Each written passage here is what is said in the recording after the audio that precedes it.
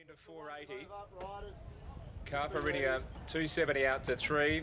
Dainty Test 360. Racing. Dainty Test wide out, got a really good start, but they're starting to drive through now. Carparinia and also Battle Hero driving through on the inside. 2 to Rebel King. Volkov is over on the inside, running 3rd and 4th, settling down. About a length and a half to Red Aura. It's down on the inside with Dream Lifter out a little bit wider and Proper Antes. He's back in the centre. 2 to Dainty Test and Northridge, the stayer, back last of all. 700 to go. Battle Hero travelling strongly. Leads by 1 1/4. Carparinia is running second. 2 lengths away. Volkov on the inside of Rebel King. Red Aura is getting a good run through on the inside of Dream Lifter. Proper Antes, Dainty Test run off its legs at the moment. Is 8 lengths away from the leader and Northridge is back last of all. Coming to the turn, 450 to go. Battle Hero's under a good hold. Leads by 3/4 to Carparinia. 2 lengths to Rebel King getting to the outside. Red Aura is into the clear now. And then came Volkov, Dream Lifter, well back. Dainty Test trying to weed through. Battle Hero's in front of the 200. Rebel King on the outside. Red Aura, Carparinia, Battle Hero. Rebel King goes to Battle Hero. Rebel King takes the lead. Draws clear from Battle Hero. Dainty Test, Red Aura, but Rebel King wins brilliantly first up. Rebel King has won from Battle Hero. Photo 3rd. Red Aura on the outside. Dainty Test the inside. And then Proper Antes followed by Carparinia, who weakened from the turn. Then Northridge, Volkov and Dream Lifter.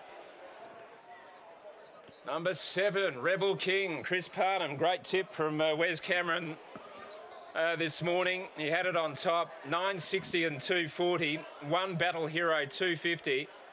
And a close for 3rd. Dainty Test has been a mighty run, but Red Aura is on the outside, advantaged in the photo by being on the outside, but it's very tight for 3rd. Now here's the run on, and it will go to, oh, it's very tight for 3rd. Very close indeed. Dainty Test and Red Aura. Important for Dainty Test with the listed Scenic Blast. Would look even better against her name as well, adding to her already glorious list. But Rebel King has done a mighty job here, powering to the front from Battle Hero. Dainty Test has got 3rd, number 2. Number 2 is 3rd. Dainty Test arrived on the line on the inside to nail Red Aura right on the post. 1:10.09 the run, 35.37. Proper Antes ran 5th. Carparinia behind them. Darren McAuliffe training in wonderful form. He's produced a few lately first up that have gone extremely well, and we'll see the Big Show, another one who won first up recently, go around a little bit later on today. Chris Parnham, beautiful ride, had the horse in a great spot, got to the outside. Pike was on Dainty Test. He's charged through the pack, and a very good effort too by the 2nd horse, Battle Hero. Travelled strongly out in front. It was only in the final 75 metres that Rebel King started to do the better work. 3/4, a half and a nose between 3rd and 4th. 3/4, a half and a nose. 1:10.09. Let's go downstairs. Here's Wes Cameron about to have a chat with the connections. Thank you, Rich. And with one of the winning part owners, Peter Antonez. Pete, congratulations on the victory.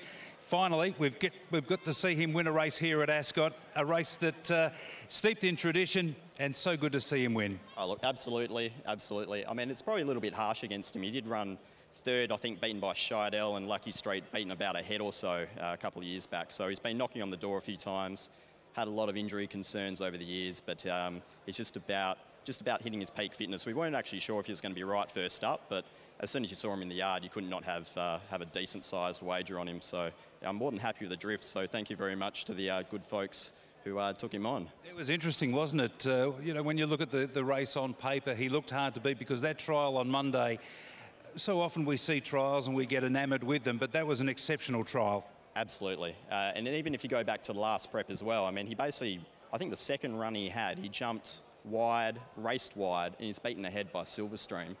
If you follow that form through the summer, I mean, that's as good as anything else. So, and obviously the trial was, you couldn't have a better trial than that, really. I mean, it was meant to be a quiet trial. Willie's sitting on him, barely moved, and he still managed to run the fastest time on Monday. So you can't really knock him on that effort. So he did show him up. Well, a little bit, but yeah.